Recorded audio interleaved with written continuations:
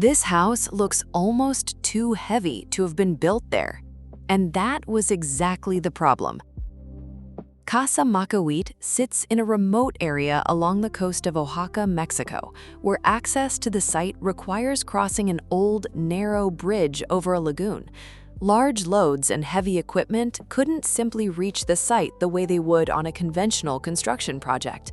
But Studio Font wanted to build a concrete house with massive walls and steel beams spanning about 46 feet. So before figuring out the architecture, they first had to figure out how to build it. Materials had to arrive in small loads. The concrete was produced right on site, using a system adapted to lighter vehicles that could cross the bridge. And the large steel roof beams were transported and installed one at a time, with their weight distributed among several workers. It was a much more hands-on construction process than the house's monumental appearance would suggest.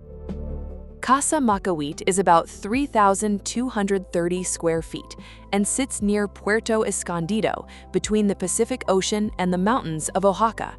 The house is set back from the beach and occupies an existing clearing surrounded by vegetation.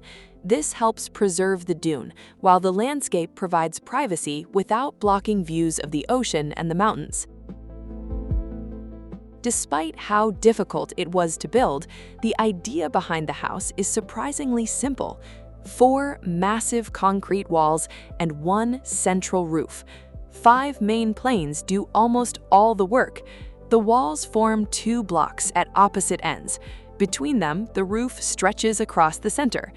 In plan, the whole arrangement roughly resembles the letter H. But the center of that H isn't just a connection between the 2 sides, it's the main space of the house. Large steel beams span about 46 feet without intermediate supports, leaving the area below completely open. This space works as the arrival point, circulation, and the main living area, always open to the landscape.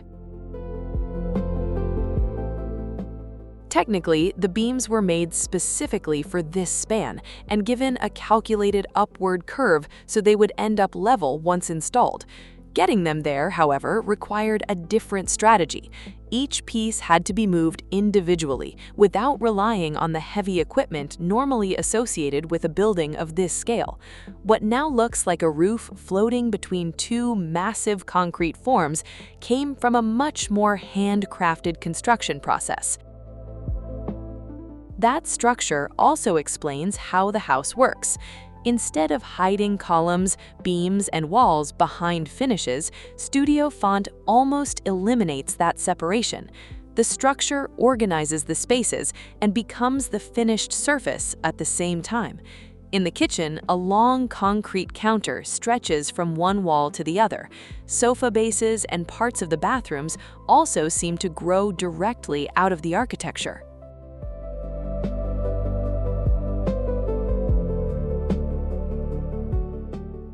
The private spaces are located inside the 2 side blocks.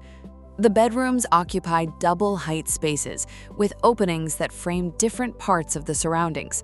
In some places, you see the Pacific. In others, the mountains or the vegetation. Between the 2 sides is the pool, reinforcing the axis that connects the different parts of the house.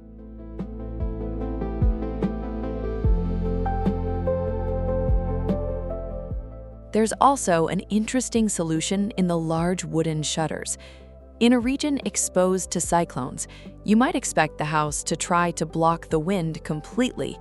Here, part of the strategy is actually to let it pass through. The shutters are permeable. In everyday use, they keep the rooms ventilated. During stronger winds, they allow some of the air to move through the house, instead of turning every opening into a completely sealed barrier. The wood also changes the feel of the interiors.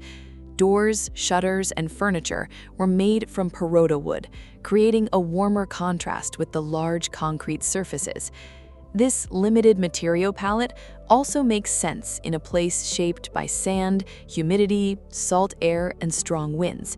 Instead of hiding the structure beneath multiple layers, much of the house simply uses the materials it was built from as the final finish.